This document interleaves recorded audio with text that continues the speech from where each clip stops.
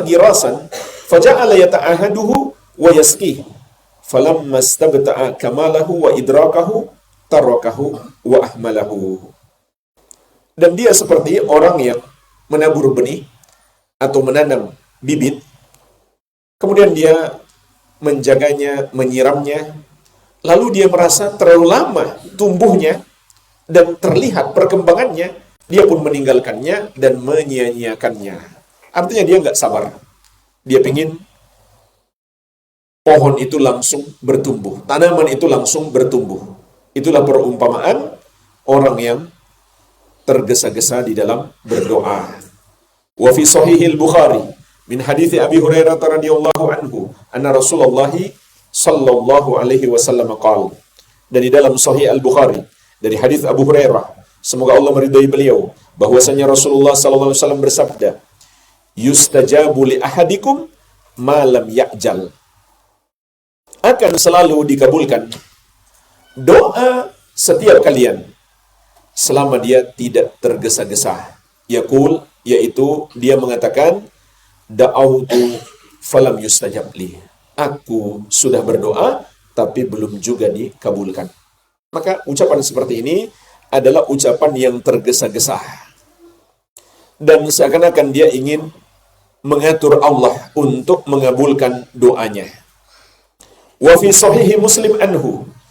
Juga di dalam Sahih Muslim dari Abu Hurairah radhiyallahu anhu, Rasulullah sallallahu alaihi wasallam bersabda, la yazalu yustajabu lil abdi ma lam yad'u bi ithmin aw qati'ati rahimin ma lam yasta'jil. Akan selalu dikabulkan doa seorang hamba selama dia tidak berdoa yang mengandung dosa atau pemutusan tali kekeluargaan, serta dia tidak tergesa-gesa.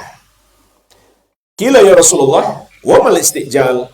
Maka Rasulullah SAW ditanya, wahai Rasulullah, apa itu tergesa-gesa dalam berdoa? Qala yaqul, kata beliau, seorang yang mengatakan, qad da'autu wa qad da'autu. Aku sudah berdoa, aku sudah berdoa.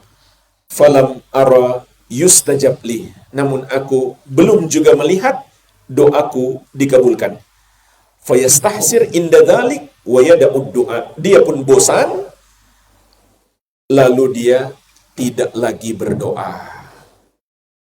Maka ini justru menjadi penghalang dikabulkannya doa seseorang.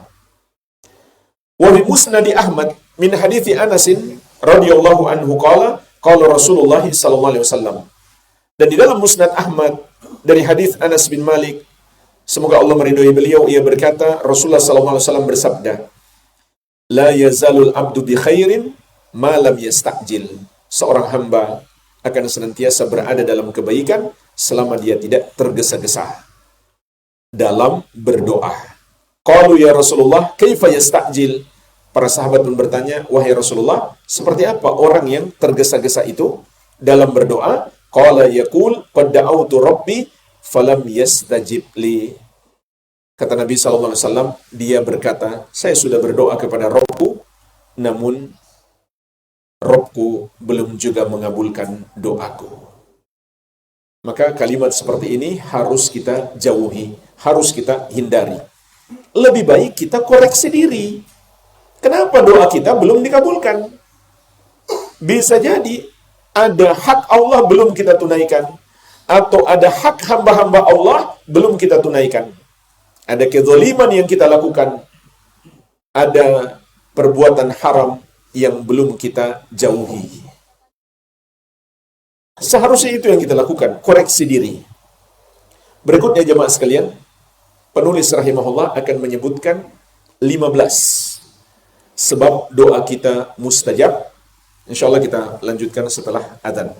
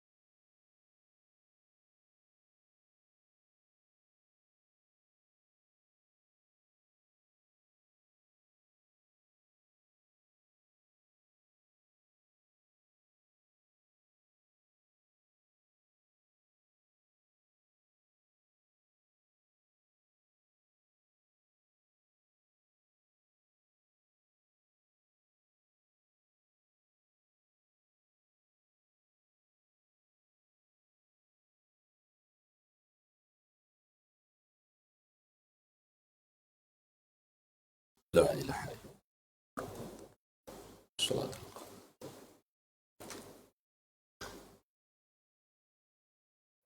Faslun, pasal berikutnya, insya Allah kita sebutkan secara singkat. Ada 15 sebab disebutkan oleh Imam Ibnul Qayyim rahimahullah yang menjadikan doa kita lebih mustajab. Kata beliau, wa idza jama'ad du'a hudural qalbi, dan apabila doa itu disertai dengan hadirnya hati. Ini yang pertama, hadirnya hati. Jadi jangan sampai kita berdoa tapi kita nggak paham apa yang kita baca. Berarti hati kita nggak hadir. Kita nggak ngerti apa yang kita baca. Wa jam'iyatahu bi kulliyatihi 'alal matlub. Yang kedua kata beliau, fokusnya hati secara menyeluruh terhadap apa yang kita minta. Jangan kita sedang meminta sesuatu, tapi hati kita melayang-layang entah kemana. Lisan lagi berdoa, tapi hatinya entah memikirkan apa, memikirkan yang lain. Jadi fokus pada doa kita. Wa sadafa waqtan min awqatil ijabah as-sittah. Dan bertemunya doa, ini yang ketiga, dengan salah satu waktu yang mustajab, yang 6. Apa saja itu? Wahia, waktu yang pertama adalah as-thuluthul akhir minal lail, sepertiga malam yang terakhir. Wa indal adzan, yang kedua ketika azan berkumandang. Di sela-sela muadzin mengumandangkan azan, kita sisipkan doa kita. Yang ketiga, wa bainal adzan wal iqamah, antara azan dan iqamah. Sekarang saatnya. Sisipkan doa di sela-sela kita kajian. Tapi jangan sibuk berdoa lalu nggak perhatikan. Ya. Dan majelis ilmu juga tempat yang mustajab. Majelis ilmu juga tempat yang mustajab. Banyak dalilnya. Cuma nggak disebutkan di sini oleh Imam Ibnul Qayyim. Kemudian yang keempat, wa adbaru sholawat al-maktubat. Di penghujung setiap sholat wajib. Yaitu di setelah tasyahud, sebelum salam. Yang kelima, wa inda su'udil imam yaumal jum'ah alal mimbar. Ketika imam naik ke mimbar pada hari Jumat. Maksudnya, kalau imam pas duduk di antara dua khutbah, itu kita manfaatkan untuk berdoa. Tapi kalau imam lagi berkhutbah, maka tidak boleh kita mengucapkan kata-kata, tapi harus memperhatikan khutbah. Hatta taqdiyah sholah, sampai sholat ditunaikan. Artinya, setelah khotib turun pun, sebelum qomat, sebelum imam mulai sholat, itu masih waktu mustajab. Dan yang keenam, wa akhiru sa'atin ba'dal asr min dhalikal yaum. Satu saat atau akhir waktu setelah asar pada hari Jumat tersebut, yaitu jelang maghrib di hari Jumat. Beliau tidak menyebutkan juga ketika sujud, tentunya ini sangat mustajab. Baik, ini yang ketiga. Kita usahakan berdoa di waktu-waktu mustajab. Dan sebagian ulama juga berpendapat bukan hanya di akhir waktu ketika di hari Jumat, tapi antara ba'da asar sampai maghrib. Semuanya adalah waktu mustajab. Begitu pula bulan Ramadan, kemudian 10 hari awal Dzul Hijjah, dan juga ketika kita di tanah haram, ketika kita safar, terutama safar ibadah. Baik. Kemudian wa sadafa khusyu'an fil qalbi wa inkisaran baina yaday rabbi wa dhullan lahu wa tadarruan wa riqqatan. Yang keempat, agar doa kita lebih mustajab, hendaklah dengan hati yang khusyuk, yang tunduk kepada Allah, dan luluh di hadapan Allah Subhanahu wa ta'ala, menghinakan diri kita di hadapannya, tunduk patuh kepadanya, lembut terhadapnya. Lembut di sini maksudnya apapun yang sudah merupakan ketetapan Allah, kita tunduk patuh. Ini kondisi hati ketika kita berdoa. Hati yang merasa hina di hadapan Allah, mengagungkan Allah, tunduk kepada Allah Subhanahu wa ta'ala. Yang kelima, wastaqbalad da'i al-qiblah. Hendaklah orang yang berdoa itu menghadap kiblat. Ini termasuk sunnah dan menjadikan doa kita lebih mustajab. Wa kana ala taharatin. Yang keenam, dia dalam keadaan bersuci. Ini juga sunnah. Kalau seseorang belum bersuci, dia boleh berdoa, namun lebih afdal dia sudah bersuci. Wa rafa'a yadayhi ila Allah ta'ala. Yang ketujuh, dia mengangkat dua tangannya kepada Allah Subhanahu wa ta'ala. Bagaimana cara mengangkat tangan? Di antaranya, dia hadapkan tangannya ke wajahnya dan ke langit, dan dia kumpulkan. Dia kumpulkan dua tangannya, menghadap ke wajahnya seperti ini, dan juga menghadap ke langit. Atau menghadap ke wajahnya dan jari-jarinya yang menghadap ke langit. Ini diantara cara mengangkat tangan ketika berdoa. Ini juga sebab doa kita lebih mustajab. Hanya saja di tempat yang tidak ada riwayat Nabi SAW mengangkat tangan ketika berdoa saat itu, maka lebih afdal kita juga tidak mengangkat tangan. Contoh, setelah sholat. Tidak ada satu riwayat Nabi SAW berdoa mengangkat tangan untuk setelah sholat. Setelah sholat wajib. Maka lebih afdal kita tidak mengangkat tangan ketika itu. Kemudian, yang keberapa sekarang? Yang ke-8. Wa bada'a bihamdillah wa sana alaih. Dia mulai dengan memuji Allah dan menyanjung Allah. Misalkan dia ucapkan Alhamdulillah, atau dia tambah juga hamdan kathiran thayyiban mubarakan fih mubarakan alaih. Yang ke-9, summa thanna bis salati ala Muhammadin abdihi wa rasulihi sallallahu alaihi wasallam.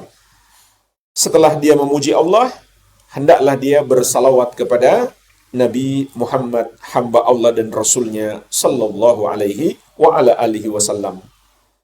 Maka ini termasuk sebab doa kita lebih mustajab. Thumma qaddama baina yadayhi hajatihi baina yadayhi hajatihi at-taubah wal istighfar. Kemudian sebelum dia meminta, ini yang ke-10, hendaklah dia dahului dengan taubat dan istighfar. Thumma dakhala 'ala Allah, baru kemudian dia berdoa. Wa alaha alaihi fil mas'alah, dan hendaklah dia mengulang-ulang untuk satu permintaan. Ini tadi sudah kita bahas ya, yang ke-11. Ini yang ke-11, ini sudah kita bahas tadi, dianjurkan mengulang-ulang doa minimalnya 3 kali. Kalau kita mau lebih, tidak mengapa. Nabi SAW suka mengulang doa-doanya, kata Aisyah radhiyallahu anha, minimalnya 3 kali. Kata Ibnu Mas'ud radhiyallahu anhu. Wa tamallaqahu wa da'ahu raghbatan wa rahbatan. Dan hendaklah dia tunjukkan bahwa dia benar-benar butuh. Dia berdoa kepada Allah dalam keadaan harap-harap cemas. Dia berharap agar doanya dikabulkan, dia cemas. Apa yang dia cemaskan? Jangan-jangan kemaksiatannya menghalangi doa dikabulkan. Kalau begitu dia memperbaiki dirinya. Wa tawassala ilaihi bi asma'ihi wa sifatihi wa tauhidihi. Yang ke-13, hendaklah dia juga bertawassul dengan nama-nama Allah dan sifat-sifatnya dan dengan mentauhidkannya. Contoh tawassul Nabi SAW, beliau menyebut nama Allah dan sifat Allah, Ya Hayyu Ya Qayyum birahmatika astaghitsu aslih li sya'ni kullahu wa la takilni ila nafsi tarfata ain. Atau bertawassul dengan amalan kita, di antaranya tauhid kita. Misalkan kita mengatakan Rabbana amanna faghfir lana dzunubana wa qina adzabannar. Wahai Rabb kami, sesungguhnya kami telah beriman. Ini pernyataan. Ini namanya tawassul. Baru kita meminta, maka ampunilah dosa-dosa kami dan lindungi kami dari api neraka. Ini tawassul dengan amal soleh kita. Dan kata beliau, tauhid, hendaklah kita bertawassul dengannya. Karena ini amal soleh yang paling tinggi. Kemudian yang ke-14, wa qaddama baina yaday du'aihi sadaqatan. Fa inna hadha du'a la yakadu yuraddu abadan. Hendaklah sebelum berdoa dia bersedekah. Karena sesungguhnya apabila terpenuhi ini semuanya, tidak akan ditolak doanya selama-lamanya. Artinya dia beramal soleh. Di antara amal soleh adalah sedekah. Ini membuat doa lebih mustajab. Yang ke-15, wala siyama idza sadafal adiyah allati akhbara an-nabiy sallallahu alaihi wasallam annaha madinatul ijabah. Terlebih lagi apabila doanya dengan lafaz-lafaz yang diajarkan Nabi sallallahu alaihi wasallam bahwa doa itu mustajab, au annaha mutadamminatun lismi al-a'zam, atau doa itu mengandung nama Allah yang paling agung. Ini adalah doa yang mustajab. Jadi yang ke-15, maksud beliau adalah doa yang terbaik, lafaznya seperti yang diajarkan Nabi sallallahu alaihi wasallam, baik yang ada dalam Al-Qur'an maupun di dalam hadis. Terutama yang Nabi sallallahu alaihi wasallam menyampaikan kepada kita bahwa ini doa mustajab. Di antaranya adalah doa-doa yang mengandung Ismullahil A'zam, nama Allah yang Maha Agung. Saya berikan satu contoh saja. Ada banyak contoh, insya Allah kita lanjut di pertemuan yang akan datang. Satu contoh saja, bagaimana cara berdoa yang diajarkan Nabi SAW agar doa kita lebih mustajab. Kata Imam Ibnul Qayyim rahimahullah, faminha ma fi sunan was-sahih Ibn Hibban min hadithi Abdullah ibn Buraidah an abihi anna Rasulullah SAW sami'a rajulan yaqul. Di antara doa tersebut adalah apa yang terdapat di dalam As-Sunan dan juga Sahih Ibnu Hibban dari hadis Abdullah bin Buraidah dari ayahnya Buraidah bin Al-Husayb radhiyallahu anhu, bahwasannya Rasulullah sallallahu alaihi wasallam mendengarkan seseorang berdoa, Allahumma inni as'aluka bi anni ashhadu annaka antallah la ilaha illa anta al-ahadus samadul ladzi lam yalid wa lam yulad wa lam yakun lahu kufuwan ahad. Lihat, sebelum dia berdoa, dia baca nama-nama dan sifat Allah ini untuk bertawassul. Allahumma inni as'aluka bi anni asyhadu annaka antallah. Ya Allah, aku mohon kepadamu dengan persaksianku bahwa engkaulah Allah. La ilaha illa anta. Tidak ada yang berhak disembah kecuali engkau. Al-Ahad As-Somad. Yang Maha Esa dan As-Somad. Yang seluruh makhluk butuh kepadanya. Alladzi lam yalid walam yulad. Yang tidak beranak dan tidak diperanakan.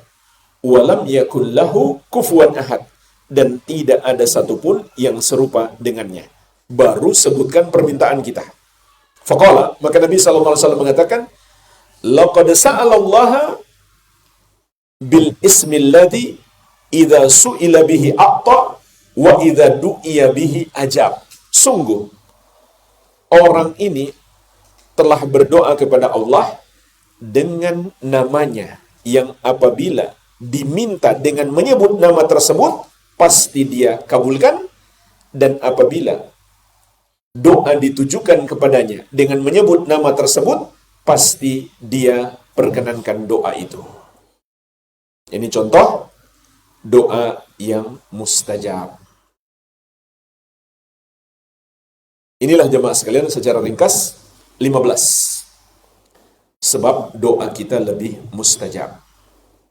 Semoga kita bisa mengamalkannya dan Allah Subhanahu wa taala mengabulkan doa kita. Walhamdulillah, sampai di sini. Ada yang perlu ditanyakan?